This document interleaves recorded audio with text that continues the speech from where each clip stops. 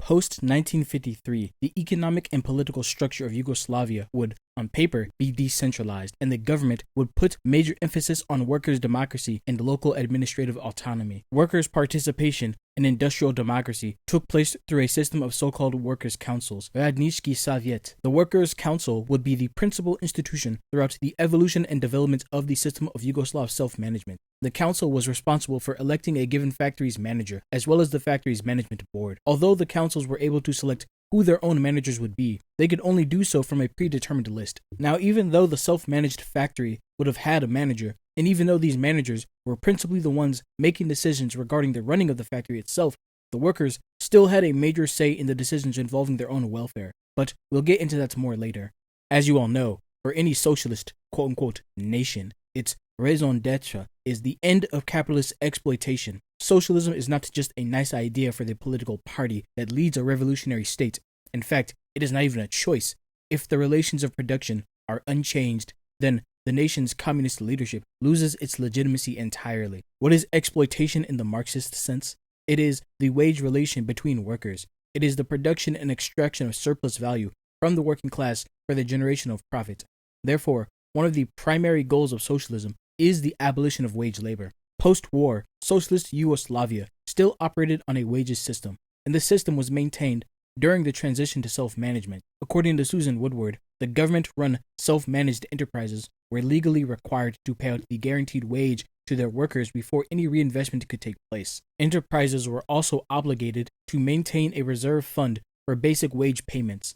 This reserve, furthermore, was meant not just for an enterprise's own workers, but for other self-managed firms in the case that any of them fell short or were unable to pay out their basic wage to their workers. In 1952, following the trend of decentralization, wages would cease to be determined by the state. The Workers' Council was now granted the power to determine wage rates within the factory. In 1955, wages, whilst retaining their character as remuneration for the sale of labor power, were relabeled as incomes, and these incomes now were distributed out after the material costs of an enterprise were paid for rather than before. A given worker's income will be determined by two metrics: the productivity of their workplace and the total net profit of the enterprise. Workers also had the possibility of receiving a bonus for extra effort on their part within their given workplace. In 1957, 12 years after coming to power, the League of Communists, via a decree called the Act on Labor Relations, declared that Yugoslav self-managed workers were no longer in a wage relationship, but instead operated on a system of free labor.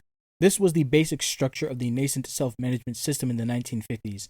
However, over the next 2 decades, multiple major structural changes to the system would reshape Yugoslav self-management, producing a rather unique economic system in the process.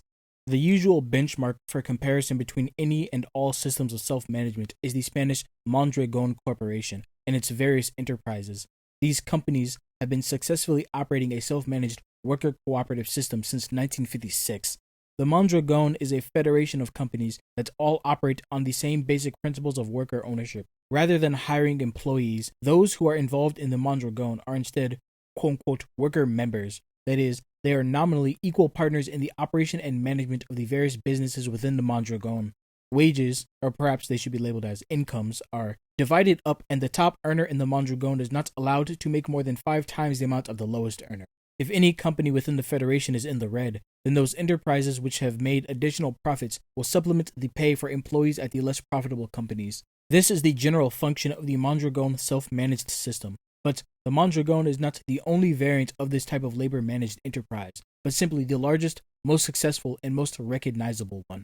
Something that you must also make sure to always remember is that the Mondragon is still in fact a capitalist enterprise, despite its collective nature. Furthermore, a key difference in what I've described with this example versus what existed in Yugoslavia is that the Mondragon companies were tiny islands of self-management that operated within the Spanish capitalist autarky of the Franco era, and still remain tiny islands within present-day Spanish capitalism. Autogestion in Yugoslavia, on the other hand, would have formed the basis for the whole system. The self-management system in Yugoslavia, in the absence of a totally planned economic system or any sort of national autarky, would have performed both for and within the world market. According to Harold Lydall, by the time the Yugoslavs began to implement self-management in the 1950s, it must have already become apparent to them that their new system was going to be a market-oriented one. He writes, "Self-management was a means of legitimizing the market. of differentiating it from capitalism. Having set up workers' councils, the party leaders' next moves were in the direction of dismantling centralized planning and forcing enterprises to face the market. At the end of 1950, Kiedrich began to speak about socialist commodity production, i.e., a system of socialist ownership combined with a market. In April 1951, the Federal Planning Commission was abolished, together with most federal and Republican economic ministries and directorates general. And at the end of the year, a new law on the planned management of the national economy was passed. Under this law, central planning was replaced by indicative planning with no compulsory powers. The dismantling of the planned system represented a shift fundamentally back towards the market form of economy, but in a quote-unquote socialist form, that is, market socialism. Susan Woodward argues that to apply this label to Yugoslavia is a misnomer, that it's not accurate to describe Yugoslavia as market socialist because of how the market actually operated in Yugoslavia. But let's move back to self-management. In the early years of the system's implementation, in spite of the stated move towards decentralization, the Yugoslav party state still had overarching control over the economy. The government maintained price controls, they determined workers' salaries, and investment decisions were still a top-down endeavor. Managers, as we stated before, were also chosen by the party. So even in this new, quote-unquote, decentralized system, the party still wished to maintain control over the economy. But the system constantly changed, and throughout the years, various federal reforms and constitutional amendments would unleash or hamper the market mechanism. The standard timeline for the evolution of the system is as follows. In the early 1950s, the system as we know it was established, and in 1953, a number of amendments detailing self-management rights were added to the 1946 Constitution. In 1963, an entirely new constitution was adopted, followed up by the implementation of pro-market reforms and extended rights for self-managed firms granted in additional amendments to that constitution in 1965. In 1971, the 1965 reforms were rolled back in response to rising inflation. In 1974, the fourth and final constitution was adopted, and a totally new system for self-management was introduced in a 1976 constitutional amendment.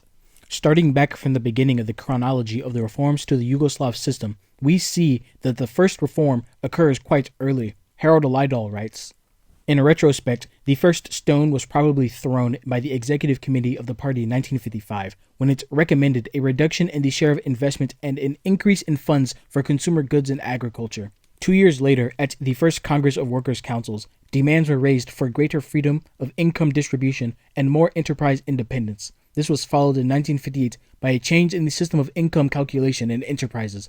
In the future, there was to be, in principle, no distinction between wages and profits. The net income of each enterprise was to be, quote, at the entirely free disposal of the enterprise, to be divided up into personal incomes, investment, and general funds, reserves, etc., as the Workers' Council should decide. In January 1961, a new 5-year plan was launched, and simultaneously, a number of economic reforms were introduced. The government once more gave enterprises complete freedom over income distribution and abolished progressive taxes. In addition, banks were made more independent, with the intention that they should no longer act simply as government agents in the distribution of credits. And, on the foreign trade side, the dinar was devalued, multiple exchange rates were abolished, and the number of products subject to quantitative restrictions was reduced. During the reform period of the late 1950s, progressive taxation on bonus incomes was the only taxation policy that had been abolished. But in the 1965 reform, the tax on the incomes of enterprises would also be completely abolished, and taxes in general were reduced. Additionally, price controls were relaxed, and investment allocation was further decentralized. Investment funding for enterprises could now also come from various cooperative banks. The Yugoslav banking system, rather than being centralized, became autonomous.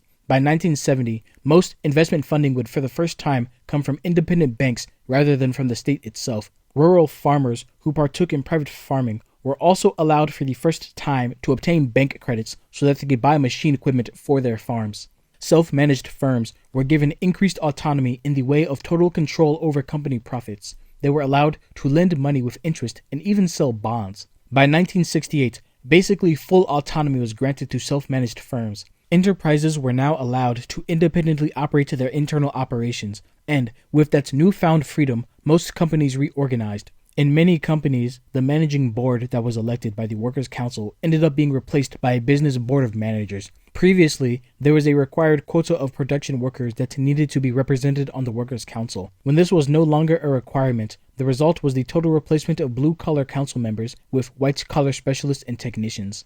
By the late 1960s, as a consequence of a decade of decentralization, the republics that comprised Yugoslavia began to assert themselves, much to the detriment of the party. In 1971, and later again in 1974, the market mechanism was curtailed in an effort to regain control. The hand of the League of Communists once again became visible, and it started to direct, or as some others might say, interfere with the economy. The goal of the 1974 reform, which, while curtailing the market mechanism, simultaneously sought to strengthen the independence of self-managed enterprises, was for the federal government to reassert itself as the sole ruler of all the Yugoslav republics. During this period, the rising influence of managers, another 70s-era danger alongside regionalists and nationalists, was identified as a serious defect in the system. So-called technocrats, white-collar elites who operated at the top of self-managed enterprises, were attacked as the latest danger menacing the Yugoslav self-managed working class. The stated purpose for the last reform of the Tito era, the fourth constitution of the SFRY, was the elimination of the technocratic danger, as well as the true and final fulfillment of the Yugoslav communist mission, genuine socialist self-management and workers' control over the means of production. If the 1936 Stalin Constitution was the most democratic constitution in the world, then the 1974 Kardelj Constitution was the longest and most convoluted, between 300 to 400 pages long depending on the format. The SFRY Constitution is practically a book. It was through this new constitution, the final constitution of the SFRY, and the follow-up 1976 Associated Labor Act, that the whole self-management system in Yugoslavia was totally reorganized. This new constitution didn't just alter the standard functions of self-management, it totally transformed the entire lexicon of language used to describe that system, such to the point that if you weren't fluent in both Marxist jargon or Kardeljese, you weren't going to understand a single word. In the latest iteration of Yugoslav self-management, large and medium enterprises were to be broken up into smaller units. This is a practice known as divisionalization, and it's not something unique to Yugoslavia, but the way that the Yugoslavs carried it out, the process of arizacija, or bolization, was rather unique. Curiously enough also, the very word for enterprise in Serbo-Croat, preduzeće, was discarded, and now instead we had organizacija udružena rada, organizations of associated labor. Now the reason that larger enterprises were segmented into smaller firms was because in the old system, the workers organized in their councils would usually just let the managers do all the complex work so that the council itself could focus on other, smaller and less complicated tasks.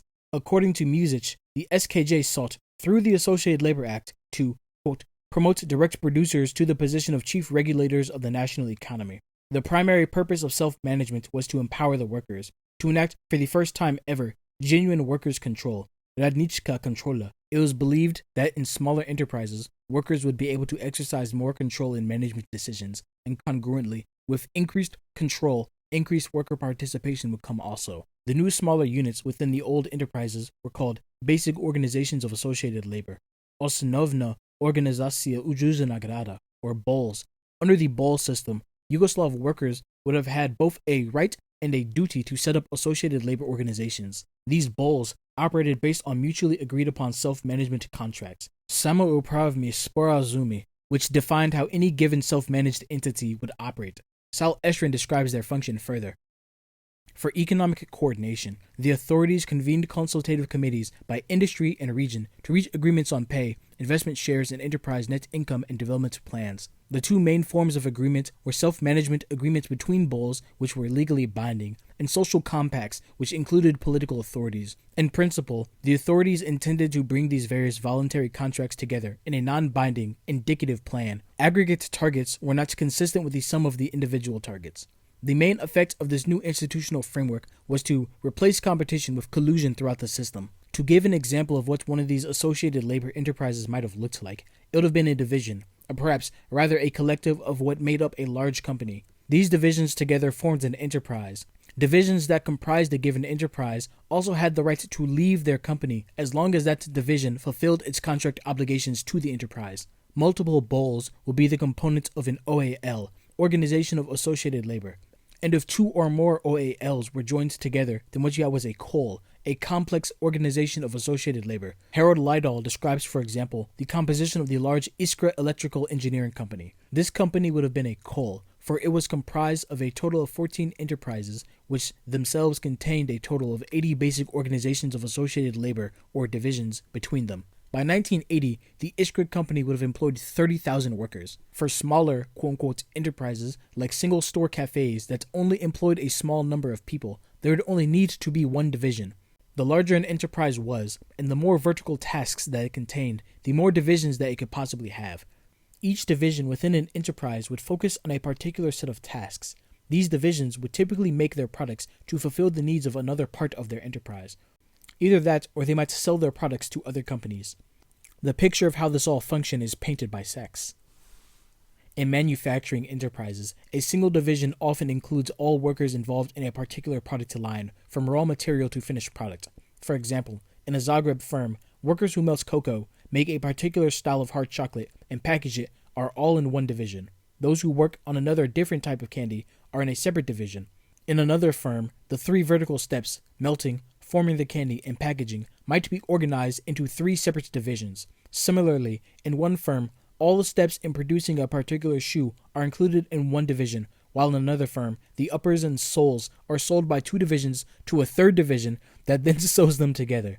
A Slovenian electronics firm with 27,000 workers is divided into 66 divisions. Most correspond to a particular product, e.g., broadcast antennae, motors for home appliances, telephone switchboards, etc. But some are defined on functional lines, e.g., data processing, engineering design, equipment installation and repair, workers' restaurant, etc. Alongside the blue-collar/industrial bowls of an enterprise were bowls for the white-collar bureaucratic staff. Maintenance workers, kitchen staff, and the cleaners also had their own bowls. Curiously, but understandably, within any given enterprise, certain bowls wielded more influence than others when it came to decision-making matters for the company. According to Sachs, the amount of divisions in large companies, those employing a staff between 1,000 to 38,000 workers, could have been somewhere between 6 to 180 divisions, depending on the company, with the average number of divisions across the board being 47. The number of workers per division then would fall somewhere between 88 and 766, with the average being 315. Within large companies like the Iskra Electrical Engineering Company, there would also be work communities and business communities that operated alongside the associated labor organizations.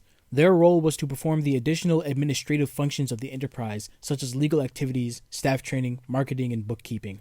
These work community staff divisions would include managers, marketers, and surprisingly, sometimes even a clerical staff.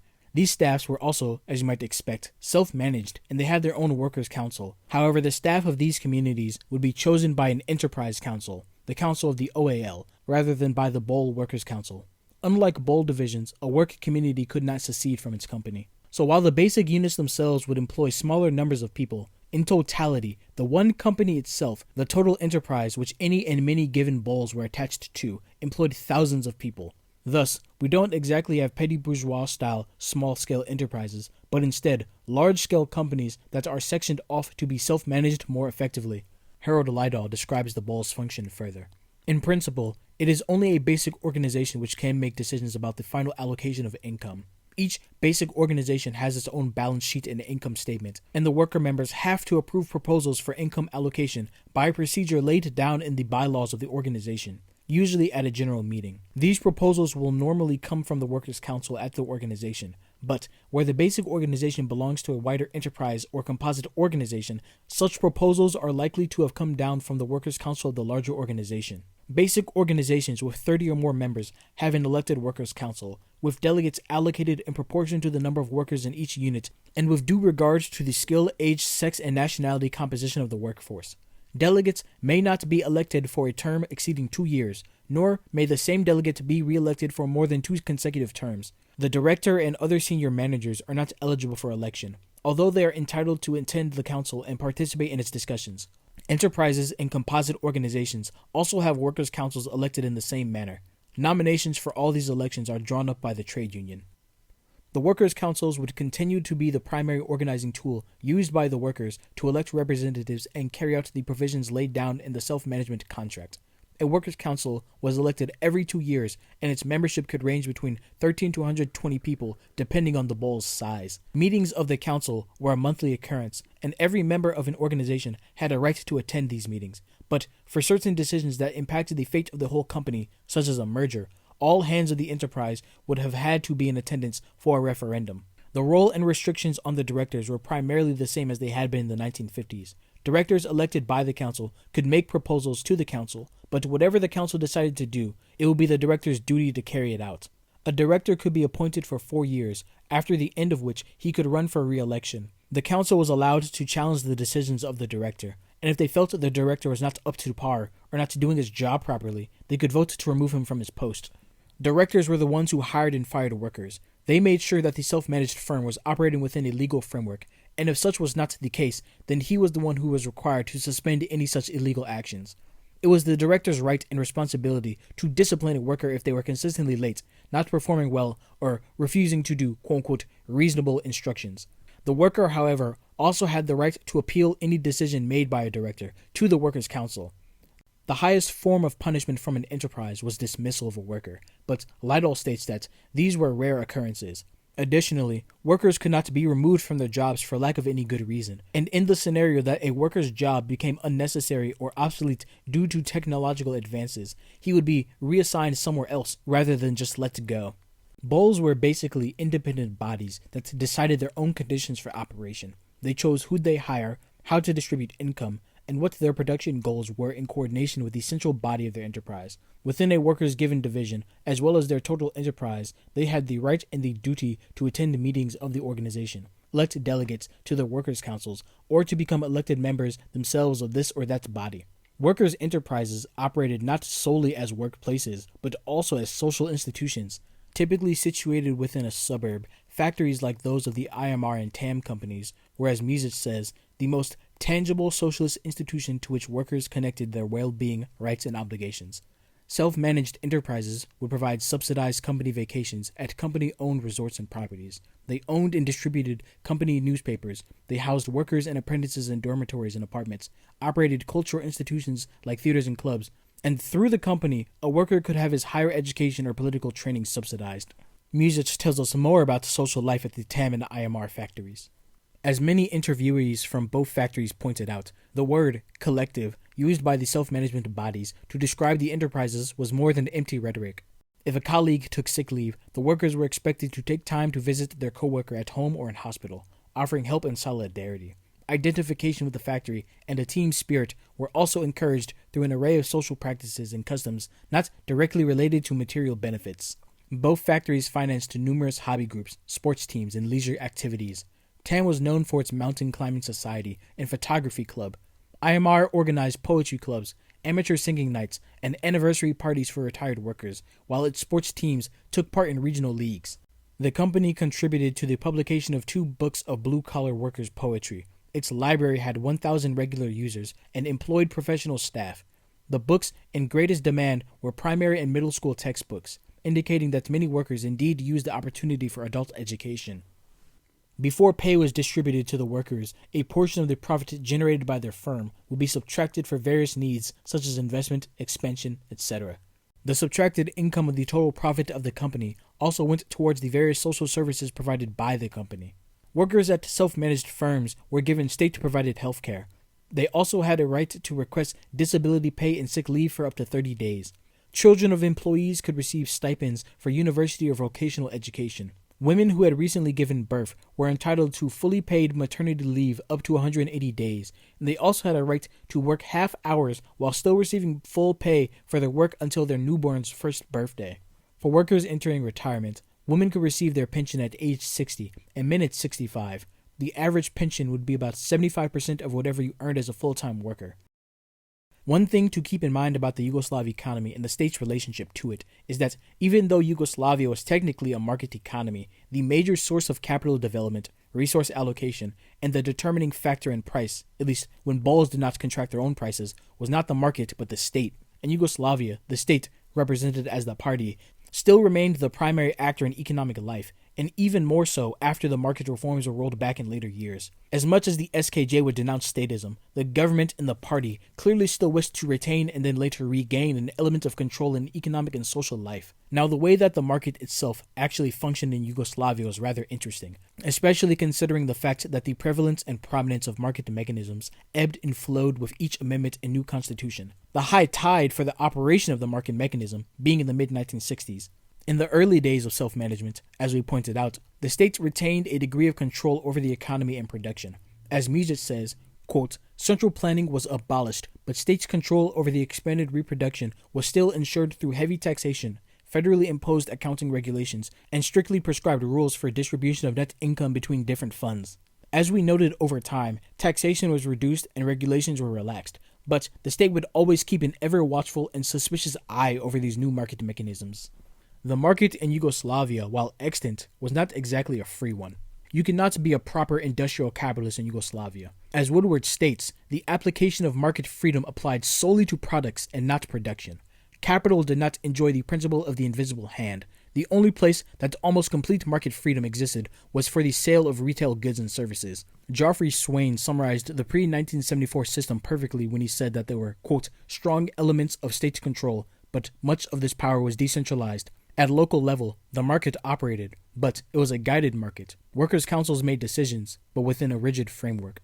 The primary methods of state interference were price controls, restrictions on private enterprise, taxation, and state investment allocations. But the price controls were relaxed, you said earlier. Yes, relaxed, but never discarded, and when the state deemed it necessary, it was always prepared to intervene. Furthermore, prices weren't determined solely by supply and demand in Yugoslavia. Instead, we had a system of thirds. 1/3 of prices were determined at enterprise level. Another third were subject to adjustments based on world market prices, or adjustment made jointly by producers and industrial consumers. And the last third were subject to direct government control at federal, republic, provincial, or communal levels. As Grunwald says, we had a, quote, "patchwork of controlled and free market prices." And while companies did compete with each other, in Yugoslavia's market, companies were not allowed to fail. A good number of Yugoslav enterprises had become unprofitable, but they were kept afloat by the government. In any meaningful market economy, those companies would have folded, but in Yugoslavia, this was not the case. The relationship between companies and the market in Yugoslavia is put perfectly by Patterson when he says that the market was suspended somewhere between theory and practice. That companies could respond to market incentive, but they never really had to. However, even though the market was hamstrung, the total centrally planned system had been completely eradicated, and even when the market mechanisms were rolled back, that form of economy, total state control, never came back. When planning in the economy had been abandoned in the 1950s, it was not completely thrown away. The Yugoslavs, who were not completely enthusiastic about market mechanisms in their socialist economy, still desired and therefore attempted to maintain some semblance of planned economy alongside the new market scheme.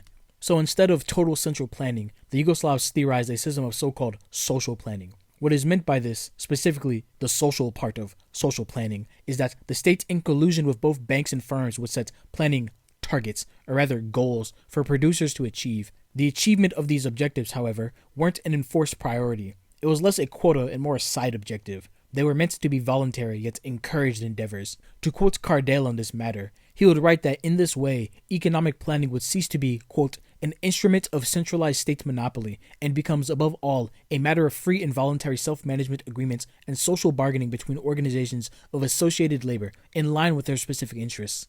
However, as Sachs mentions, since there was no central economic authority and since these plans were made up by independent actors, the Yugoslav economic system therefore still amounted to one based on a market mechanism. Now, I imagine that everything that I've said thus far has probably been mind-bogglingly confusing for you.